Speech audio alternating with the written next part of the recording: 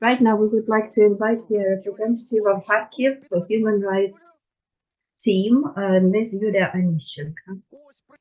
Доброго дня, шановні Good пані. afternoon, dear ladies and gentlemen. Боже, я хвилююся, якщо чесно. Я з I'm so thrilled, I'm so excited. I'm from Kharkiv, but it's... Thank you. Там я чомусь хвилююся. There in Kharkiv, I am less worried or anxious. My name is Yulia Anishchenko. I am a psychologist, a representative of Kharkiv Human Rights Group. I deal with traumas, and for 2 years I have been working with the area of human rights. So I'm a human rights activist, and it's a pretty new status for me that I'm enjoying. Because my time is short and I have to cover so much, let me tell more about Kharkiv Human Rights Group, what it is and what it deals with. It's one of the oldest organizations, human rights group. It dates back to the 1970s, 1980s. And regardless of its name, although you can hear Kharkiv in its title, this organization is present all through the whole border of Ukraine. Understandably, the war has changed dramatically the activities, the area of our activities, and the subject matter that our Kharkiv Human Rights Group deals with. We have a great deal of experience in documenting crimes committed against Ukrainians, and since the full-scale invasion, understandably, this work took on a new facet. Our employees, our team members, lawyers, attorneys began to document multiple violations of international humanitarian and criminal laws. And starting in March 2022, we became a co-founder of the initiative, which is called the Tribunal for Putin, and it unites more than 24 organizations to bring Russia to liability for the crimes committed. The members of this initiative document different activities which have all of the qualifications of crime, in such as genocide, crimes against humanity, in all of the corners of Ukraine. And this initiative aims to utilize all of the mechanisms of multiple international organizations, including ICC, to prevent these brutal crimes and bringing the culpable persons to account, and also cooperates with the prosecutorial agencies in Ukraine. Understandably, during 2022 and 2023, our group has been collecting information by way of studying open information sources, and also by way of communicating personally with the witnesses and survivors of crimes committed by the military of the Russian Federation. So this was done in the reception areas of our group, and also in field trips when we went to see the people freed, liberated in the occupied areas. And here I would like to extend my appreciation to our defenders and my personal appreciation. I suppose also I would like to extend these gratitudes on behalf of all of the people who were deoccupied, because this was of such utmost importance, in particular in Kharkiv region, where I was based. I did not leave the area, and I was gaining that experience together with all of the other impacted population. Let me now dwell a little about what we are working with. We provide legal, financial, medical, psychological assistance to the affected population. And this assistance covers different categories of people. I mean IDPs, persons who have lost housing as a result of the Russian aggression, people in whose families are those that have been killed as a result of war, families of the missing persons, the families of those who have their relatives in captivity, etc. So this is a very broad range of activities we're engaged in. Throughout 22-23, the psychologists of our Kharkiv Human Rights Group in Lviv and Western European regions exercise different activities, psychological, psychotherapeutic work, and this work was carried out in communities in the occupied territories, in shelters, also in the reception areas of Kharkiv Human Rights Group. Both Kiev residents and Lviv residents conducted different activities for the population affected based in these two regions, but because I work in Kharkiv region and directly with those who were in captivity during the occupation, who suffered torture, today I will be speaking exactly about that. At first, I was thinking about providing you with some statistics available in the open sources concerning the number of the people impacted, but I decided against it because overall all of this information is not factual or reliable. Why not? Because there are some who, for a variety of reasons, still haven't submitted their applications. They may be unavailable, they may be based outside Ukraine or in other parts of Ukraine, and they still haven't come to us. The reason why they're not reaching out to us is that they're unwilling to raise all of those memories. It's very scary, daunting for them to think back to those experiences. Somehow open up to all of the process, and for some reason they're very much afraid. And probably it's clear why. It stands to logic. They are unwilling to work with the prosecution, therefore I'm not going to give you the numbers. Let me just mention that in Kharkiv region, 30 torture chambers were identified, and some of them still haven't been documented because still heavy shelling is taking place. And we cannot communicate with some people exactly due to this reason, because we cannot go and see these people personally.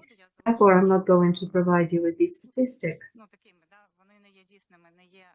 because this is still unreliable. You have understood why. As you know, Kharkiv region was occupied on the first days of the full-scale invasion. And let me share about what people were faced with at the time when this area was still occupied, when we began to travel to them, communicate with them, to try to understand what had been going on during the occupation.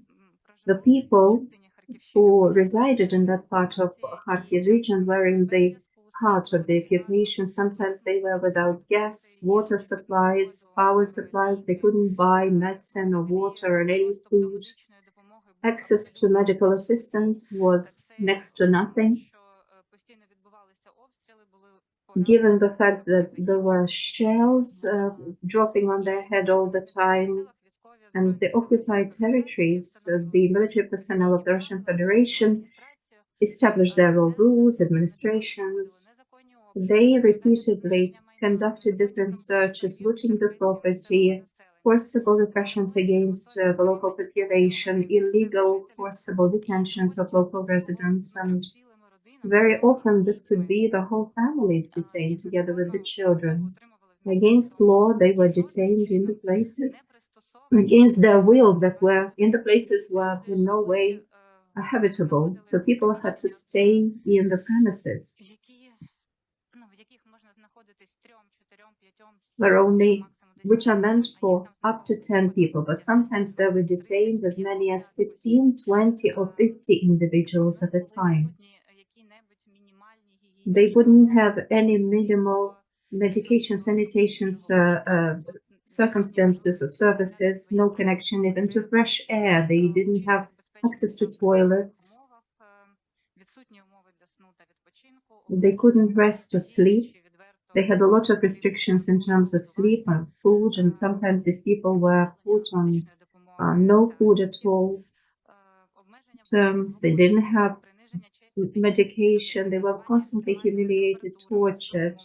They were tortured with cold water, electricity shock, blackmailed, threatened. And not only themselves, but also their family members, children, parents. In the eyes of those detained, their families were tortured in order for these detainees to provide different kinds of testimonies concerning the actions that they, in fact, had never been implicit in, just to make sure that these people would agree to cooperate with the military personnel of the Russian Federation. And clearly all of that had a huge impact on their health conditions and the standard of living of those people. Some of them are still in a shock due to the events survived, and all of that, of course, is exacerbated with constant shelling and worrying about the lives of their own children, family members. So Our group, given all of these circumstances, tries to provide all of the services to the people who have been affected by the Russian aggression, for the individuals who have been released from captivity and survived torture. Different kinds of support is provided, including psychological relief, psychological support, and this psychological support is provided to them at all of the stages, starting at the point when we meet them. Quite often it's during our field trips when we travel to see these people in the territories that have been deoccupied.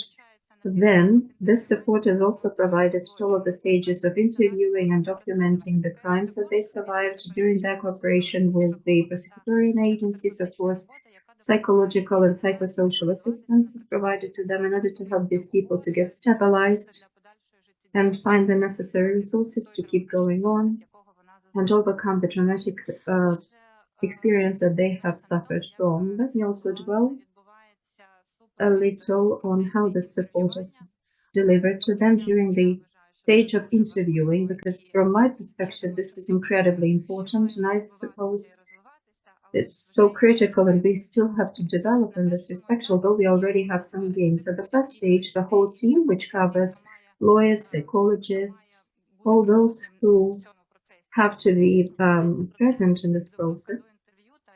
So all of them get ready for the interview, get familiarized with the information concerning the profile data with reference to the individuals to be interviewed. And we also conduct a risk assessment with reference to the affected individuals in order to provide for convenient logistics, that is to say, to deliver people safely from where they're based to the location where the interview is going to take place, because more often than not, these people reside or are based in the places where there is no comfortable network available for them.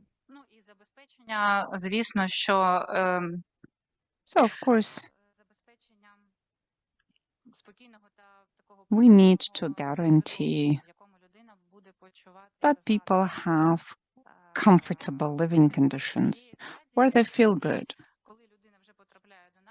Then, when they come to us, interviewers will get acquainted with the person, and of course, we will explain to them who we are, why we are here. And we suggest that they talk to a psychologist from Kharkiv civil rights group, HPG. Usually people agree, of course. Sometimes they say, no, we don't want to.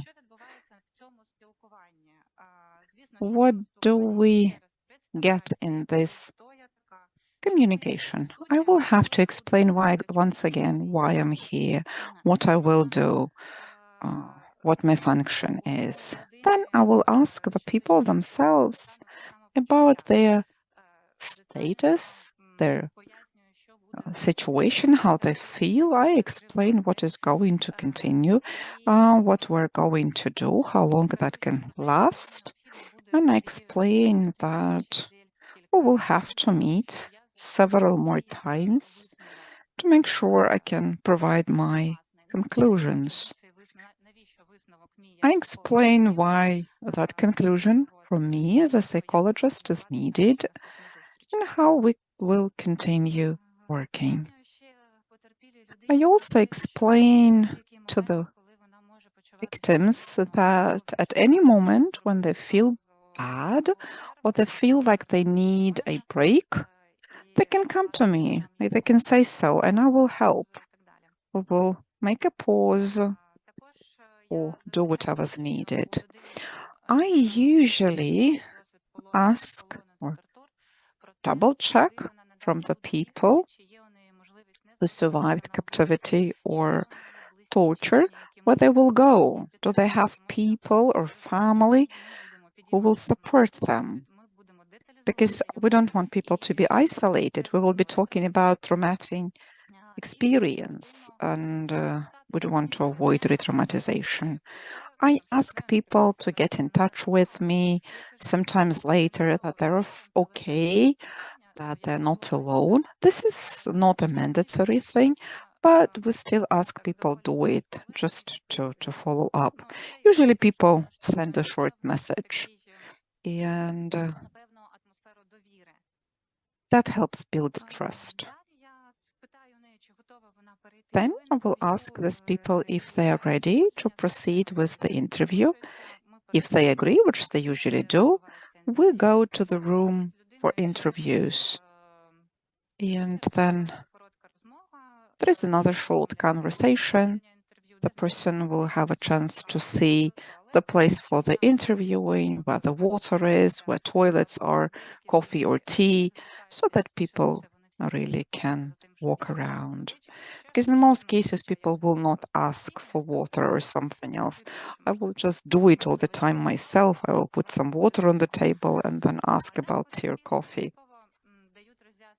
Then the witnesses will get explanation about the interview, how it is going to be done, the goal of the interview, the scope of the information that we're going to cover. Very often during the interviews, people can have symptoms of a panic attack or vegetative arousal. They will feel worse. And then depending on what happens, the person will get assistance. Very often people who were in captivity, who had torture, need longer pauses. They will go outside to get some fresh air.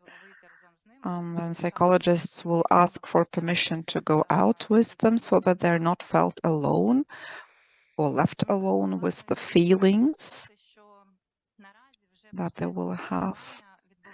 Now the process of interviewing includes all of the trauma-informed approach. Lawyers know about it. They are constantly trained. We are constantly trained. And we now understand much more. We talk to lawyers about that. We have group meetings where we discuss risks or what else we can do. So this is some good teamwork. After the interview is over, a person will be offered some financial assistance and then an opportunity to go a medical checkup and be followed up in that. Very often these people do not have contact with their feelings. They don't even understand that they do feel bad. So this has to be highlighted. We suggest that a person goes to a checkup, goes to see doctors. Sometimes people do that themselves, but very often they are lost and disoriented.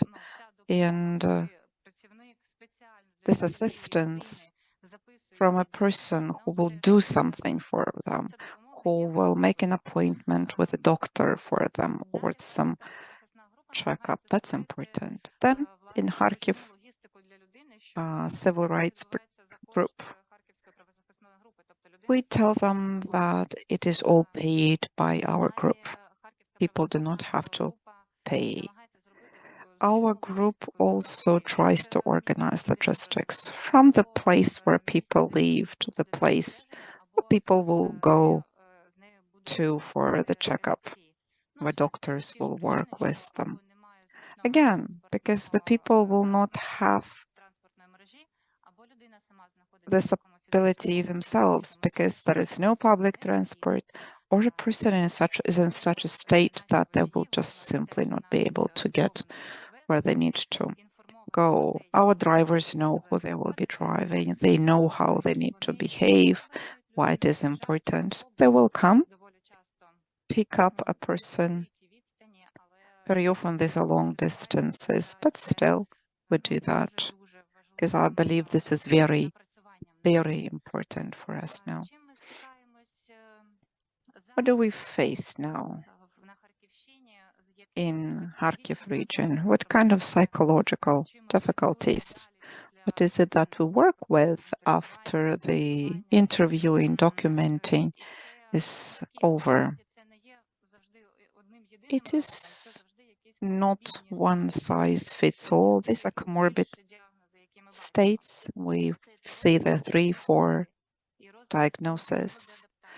Depressive problems, problems with sleeping, PTSD, eating disorders, This can be quite intensive because when in captivity, people lose 20, 30, 40 kilograms of their weight, of their body mass. And we continue to see food disorders, problems with libido, with cognitive thinking, disorganized sexual life, or some hectic behavior, organic leisures. We can talk about epidemics of psychological disorders that will be followed by self-injury, suicidal thoughts, and sometimes suicides themselves, unfortunately. People are isolated because they feel ashamed, they feel guilty, they can have phobic reactions, hysterical reactions, psychotic reactions, acute psychotic reactions, schizotypical as well. So people who are in captivity and went through torture or sexual violence, they feel much worse physically. And then even some daily routines, something usual, are too much. They cannot manage. Sure, when people agree to continue working with us, the strategy is this. We need to create safe, trusting relationship with a psychologist and a good client therapeutic alliance. Sometimes it is very difficult because these people have the experience of captivity and torture, which ruins everything they knew about safety and trust,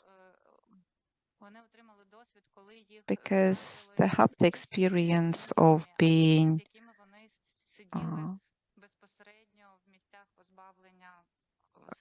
really offended or ill-treated by neighbors, some relatives, or the people who they were in captivity with.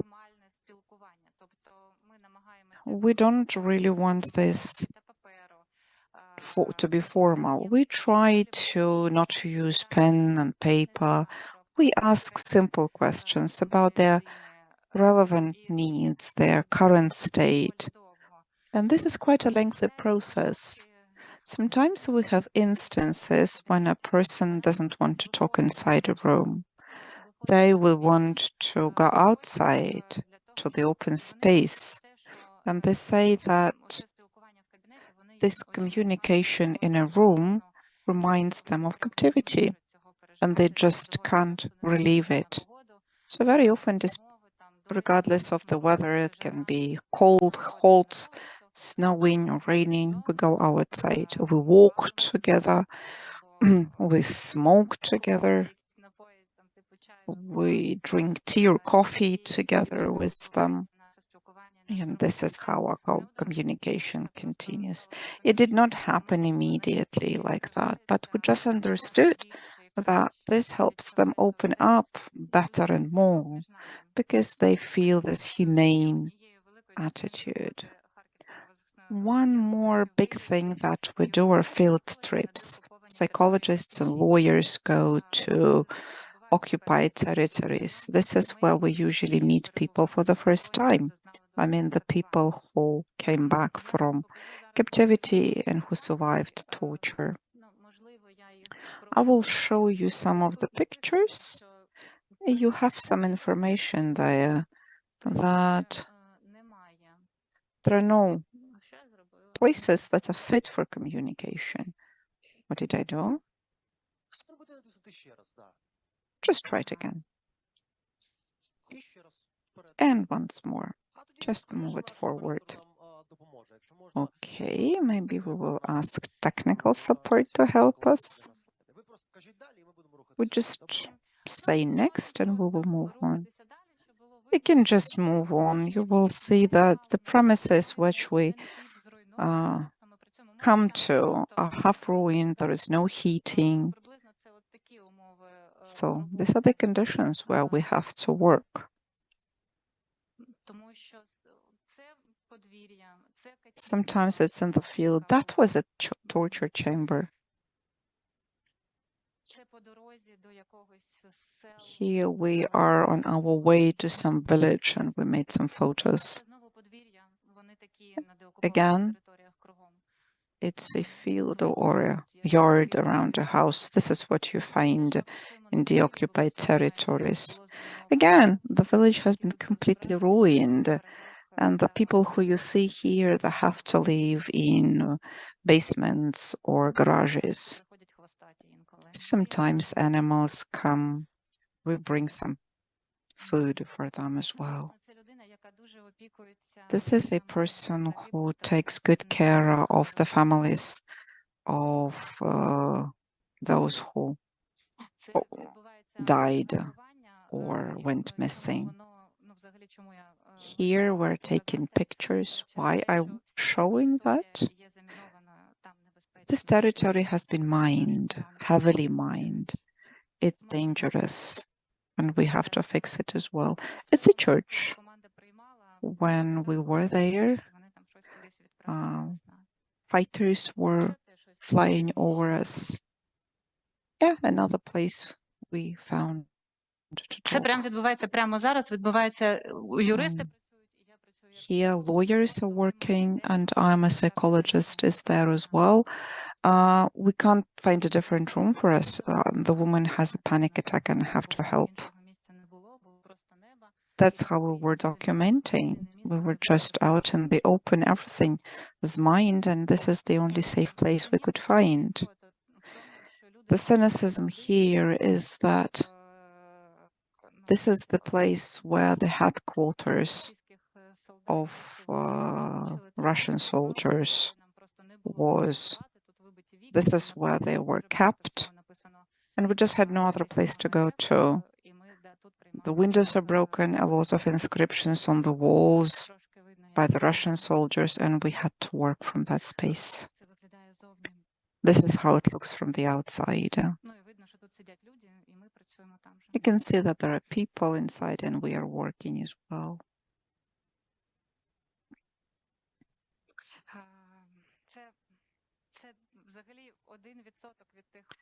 Well, this is 1% of the pictures that we take of what we see, what we continue to see, and we will continue to do it. I think it's time for me to finish. So I will be very brief and say that these people have no possibility to provide for their basic needs. They don't have light, electricity, gas, or whatever. We can't work online with them. They have no medical assistance because it's just not available. They can't buy medicine. And this is what we need to do for them. So maybe we need some coordination headquarters or mobile brigades of doctors who could go to deoccupied territories where there is no medical assistance, where they are isolated. We need to continue with psychoeducation, with medical institutions and legal institutions to provide the assistance that people who survive captivity and torture need, so that we are very careful about that. A lot needs to be done to break the isolation and teach them to turn for help. Maybe this should be done with NGOs and the public sector as well. Well, maybe this is not all that I could tell you, but this is probably the most important that I really wanted to share. Thank you for your attention.